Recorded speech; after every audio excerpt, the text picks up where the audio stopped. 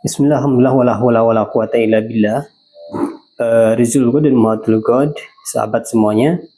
Dalam sebuah hadis riwayat Abu Dawud, Rasulullah SAW pernah bersabda terkait orang-orang yang akan mendapatkan pahala dari sholatnya. Inna rajula la yansurifu wa ma kutiba lahu illa usru sholatihi. Sesungguhnya seseorang ketika selesai dari sholatnya, dia akan mendapatkan pahala 1/10 dari sholatnya. Tus'uha 1/9, sumunuha 1/8, subuha 1/7, sudusuha 1/6, khumusuha 1/5, rubuha 1/4, wanisfuha atau 1/2. Sahabat semuanya, dalam hadis ini seolah dinyatakan bahwa setiap orang itu sholat akan mendapatkan pahala itu berbeda-beda. Kadang mendapatkan nilai 1, menilai 2, 3, 4, sampai 5 atau setengah dari 10 itu. Sahabat semuanya, ini menunjukkan sekali lagi pahala yang akan didapatkan oleh orang-orang yang sholat itu sangat berbeda-beda. Kemudian, kenapa hal ini bisa terjadi? Karena kekuatan manusia dalam khusyuk dalam sholatnya itu sangat terbatas diantaranya.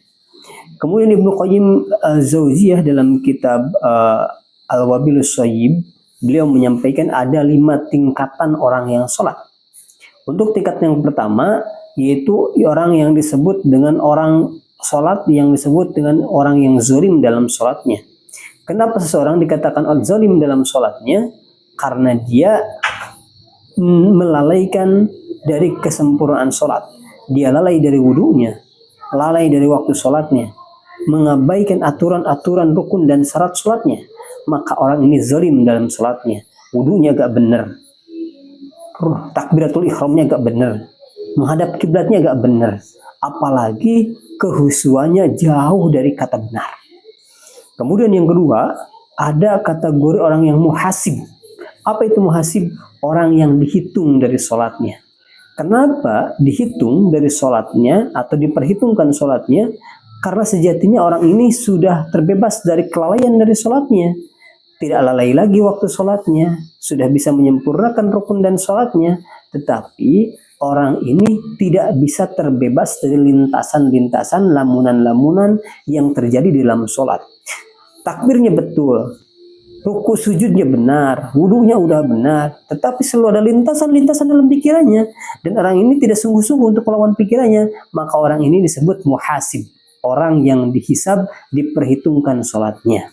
Kemudian yang ketiga, untuk orang yang ketiga ini kategorinya itu orang yang mukaffar anhu, orang yang diampuni atau dimaafkan dari sholatnya itu. Sholatnya itu dimaklumi dan mendapatkan pemaafan dari Allah Subhanahu wa Ta'ala dari sholatnya. Kenapa? Karena orang ini, kata Ibnu Qayyim Al-Jauziyah, orang ini senantiasa mujahadah, bersungguh-sungguh untuk bisa khusyuk. Rukunnya udah benar, syarat-syaratnya udah benar, udah lalai, udah jauh dari kata lalai, tetapi selalu aja ada lintasan-lintasan, tapi lintasan ini ia sadar ini hal-hal yang mengganggu dalam sholat, sehingga ia lawan terus lintasan-lintasannya. Maka orang yang ini adalah orang yang sedang berjihad dalam sholatnya, bersungguh-sungguh dalam sholatnya, berjihad melawan lintasan-lintasan yang akan mengganggu dalam sholatnya. Maka ini adalah orang yang mukaffar anhu, diampuni dari kelalaian-kelalaian dalam sholatnya, karena ada perjuangan untuk melawan kelalaian tersebut. Kemudian yang keempat, orang yang keempat adalah orang yang khusyuk dalam sholatnya, atau yang diberi pahala yang mu'atsab. Untuk orang yang keempat ini, dia sangat terbebas dari lalai sholatnya, sangat terbebas dari waktu yang melalaikan sholatnya. Dia pokoknya udah sempurna. Dia sholat bagus, rukunnya bagus, wudunya bagus. Kemudian dia juga melaksanakan aturan-aturan sholat yang benar, bahasanya tepat, khusyuk pula dalam sholatnya.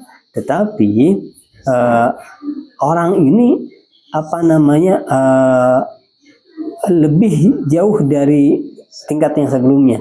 Yang ini sudah mulai khusyuk, Allahu Akbar, takbiratul ihram, kemudian berusaha untuk khusyuk dalam sholatnya, meskipun lintasan-lintasan selalu ada, tapi lintasannya cuma sedikit, karena memang orang ini paham dengan bacaan sholatnya, paham dengan doa-doa sholatnya, maka dia ini ada orang yang khusyuk dalam sholatnya, maka orang ini akan mendapatkan pahala dari sholatnya. Kemudian yang terakhir, ada orang yang ketika sholat, dia tertuju langsung kepada Allah Subhanahu wa Ta'ala.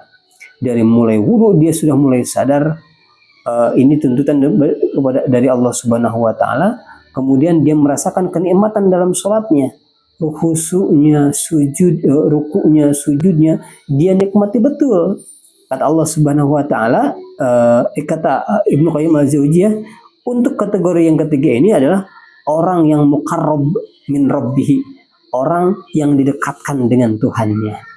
Nah, karena dia sudah saking merasakan nikmatnya sholat, khusyuk, maka seperti ungkapan Allah Subhanahu wa Ta'ala dalam surat Thaha, wa aqimus sholata lidzikri, dirikanlah sholat untuk mengingatku. Maka orang ini sudah merasakan butuh terhadap sholat, karena sholat merupakan bagian dari yang mendekatkan diri kepada Allah Subhanahu wa Ta'ala. Maka Allah dekatkan dia dengan Allah Subhanahu wa Ta'ala. Demikian yang dapat saya sampaikan. Semoga kita bisa menjadi orang yang betul-betul butuh terhadap sholat, dan sholat ini menjadi penenang untuk hati dan jiwa kita, serta kita dekatkan kepada Allah Subhanahu wa Ta'ala sedekat-dekatnya karena amal ibadah kita. Barakallahu fikum. Wassalamualaikum warahmatullahi wabarakatuh.